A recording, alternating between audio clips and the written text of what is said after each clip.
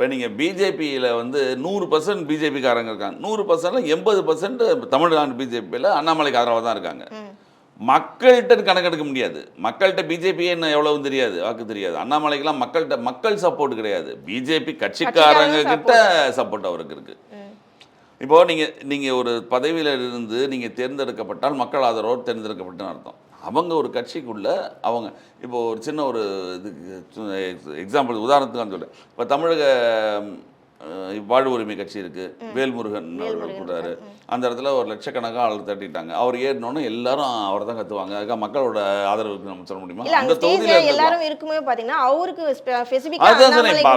அண்ணாமலைக்கு பிஜேபி தமிழக பிஜேபி தொண்டர்களில் அண்ணாமலைக்கு ஆதரவு அதிகம். அது இல்லைன்னு மறுக்கவே முடியாது.